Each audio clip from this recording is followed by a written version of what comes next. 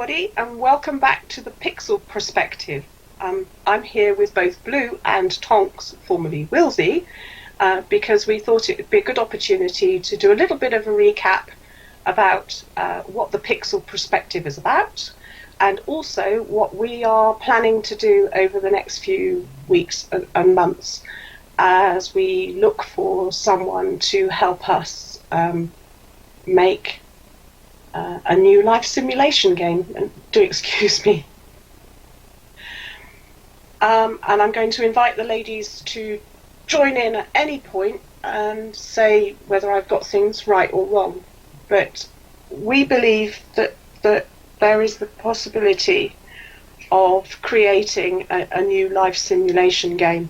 There is decidedly the possibility that somebody is already out there. We have left the Sims franchise very much behind us, although we still play earlier iterations of the Sims game, depending on which ones we prefer. But we are actually looking for a new developer stroke publisher to produce a life simulation game, and we would love for people to come along and join us and bring their ideas with them. In some ways, it's a really good opportunity because it's like starting with a clean slate. We can actually go right back to the beginning and reconsider a whole host of things that were lost between each iteration of the game, and some of the things that we have had that perhaps we shouldn't have had, and directions that we've gone in which perhaps we shouldn't have gone in. And it would be nice to actually get ourselves organised. Technology has progressed to such a degree that there have been so many games that have come out recently that don't require a AAA team or anything like the number of people that are required to work on a AAA game, and yet these are really high quality, really immersive, interesting games that are different than things that we've seen before, and certainly a lot more advanced than independent games have been up until now. And the market is expanding. More and more people are learning how to do this. So if there was ever a time for an independent developer or a smaller developer to get into possibly developing a life sim game, the time is now. And the whole time we're talking about this, in my mind, I think it all starts with the community, because the community is essentially the backbone of any game, really. Absolutely. And the community and the fans and the way that, particularly these days, because we have the ability to communicate with the developers, and a lot of these games on Steam are being updated and changed to suit the community's suggestions as well. I think that's why it's so important for us to bring the community together. There has to be so many people out there who are looking for a game such as this. We just need to find someone who's willing to create said game. Or for somebody who's already working on it, because there may be more than one person who's already working on something like this, and before we only had really one game to go to, and in a way it would make things a lot more interesting if we had more than one, because then depending on the mood that you're in, you could pull up whichever one suits you at the time, and that would be an unprecedented amount of choice for this particular genre. A lot on the official forums and just over the years, various discussion boards with people not being able to agree on what features should be in the Sims game, things that they want in there, things they don't want in there. And there's sort of been almost competition between different types of players. But having more than one game would allow people to better pick and choose what features they want, what suits them, and would also allow different dev teams to be able to showcase what they do best. Maybe one of them would focus more on customization and more sandbox play, whereas another one might do more RPG elements and have more stylistic elements, and another one might focus more on realism and fancy graphics. And then each sort of group of Sims players would have the things that they most wanted, and possibly fewer of the things that they didn't, since before everything has just been mushed into one title. It's important for variety, because not everyone's going to be playing the same way. Oh, definitely. And also, if people don't want to play the same way all the time, or if you just get tired of it, because I know a lot of us have been switching between The Sims 2 and The Sims 3, and a lot of people in their frustration recently have gone back to The Sims 1 even, and have been switching between the first 3 games because they just don't have anywhere else to go. I think it's kind of inevitable that somebody else is going to break into the market.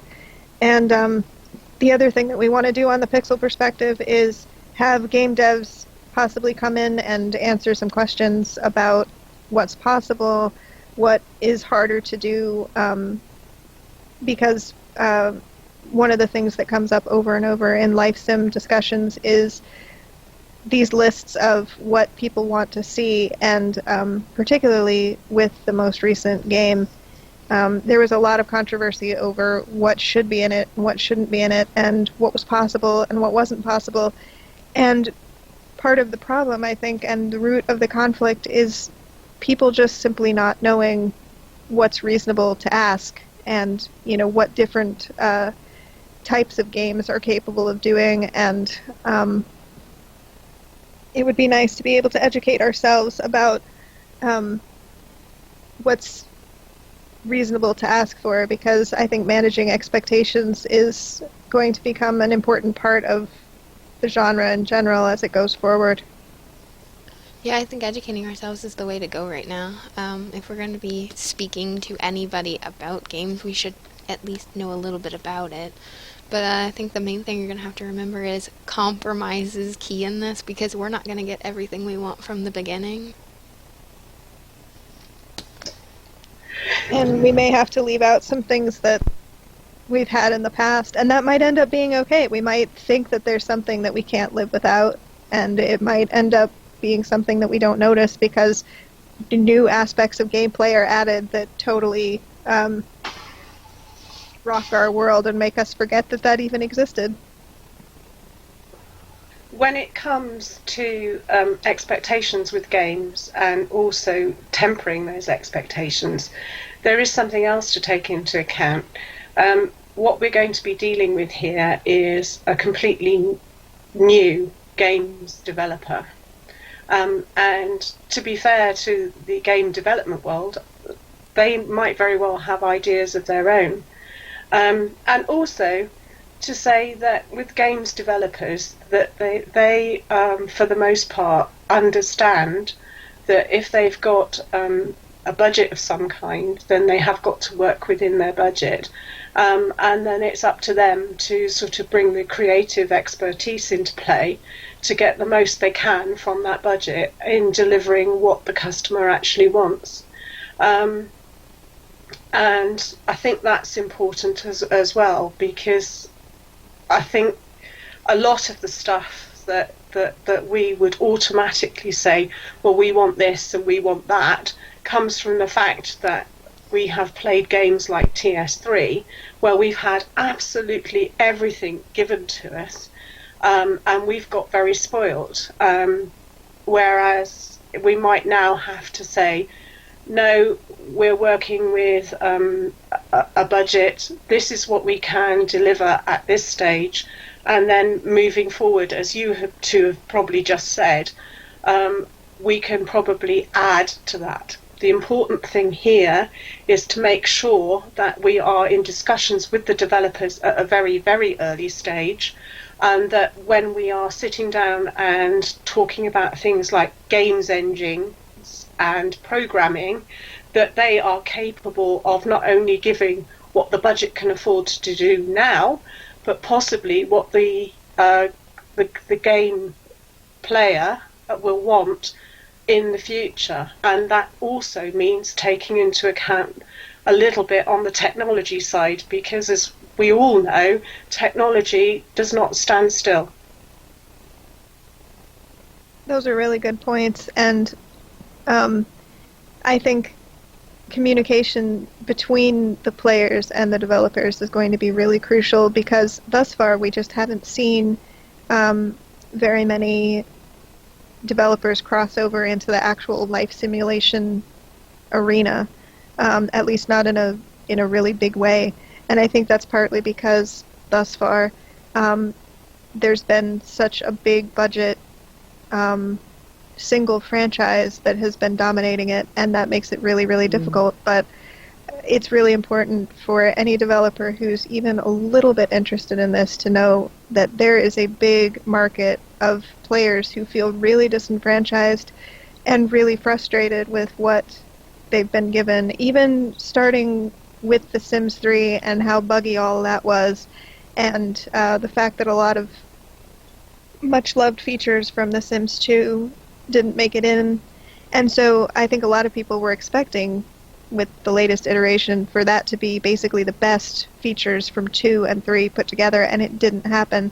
So even though there are a whole bunch of people who are playing it and who do enjoy it, if there were to be a competitor or even something that's close to the depth of 2 or 3, or mixing elements from both, or something that's entirely new that encompasses what we most love about a life simulator, I think there would be a ton of people that would jump on board and be more than willing to part with their money to help it along. We feel that if we're starting again with our new slate, and we're taking a serious look at what should or shouldn't be in a life sim game, then we should really be starting with a priority list, because some things can afford to be put on a back burner and left until later. Yep, and that's another thing that's going to be important for managing expectations, because one of the difficulties, and probably one of the reasons that people haven't taken this on before, is because they are going to be dealing with a large fan base that's used to a certain sort of thing, and that makes it very hard for somebody new to come into the market and really deliver something that's going to meet the expectations and the hopes of that kind of fan base. But I think given the most recent problems that have come up, and even, you're even seeing people who are lifelong Sims fans moving into other genres and moving away from these games completely because they're so frustrated with it. So I think that in a lot of ways it's going to be a lot easier to make people happy with this kind of thing and encourage them to try new things and push their boundaries, but there are still going to be some things that would be very hard to live without for people who are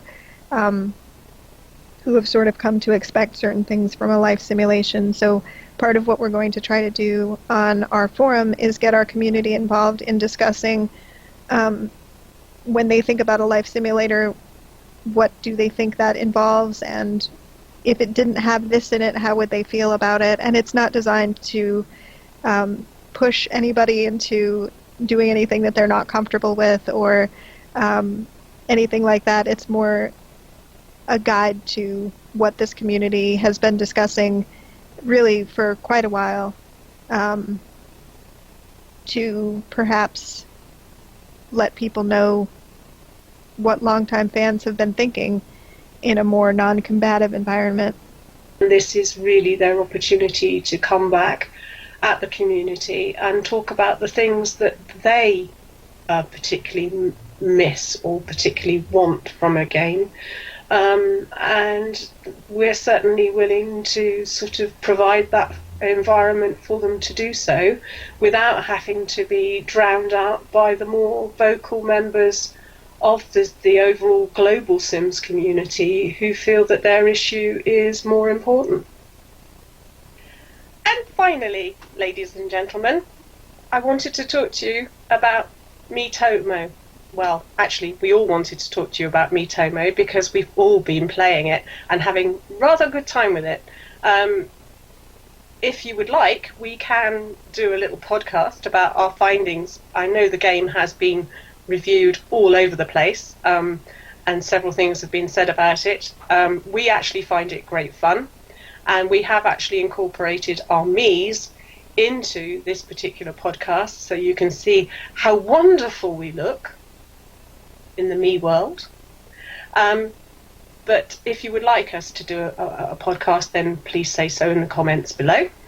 And also to say that our next podcast will be about our priority list. And at the moment we are running a poll, which is on the front page of our website. And the details for our website can be found in the description below. And we would be very interested to know your opinion, and we've put the poll there, about the kind of things that you think ought to be on the priority list. And I will say it's just a starting point. We don't expect everybody to stick with that rigidly, but if you want to get in touch with us, and there is a contact form also on the website, just to sort of say, well, I think this ought to be on the list, or better still, actually join us and write us a post and tell us what you think should be on the list. Anyway, I'm going to say thank you and goodbye from the three of us, and it's been lovely talking to you.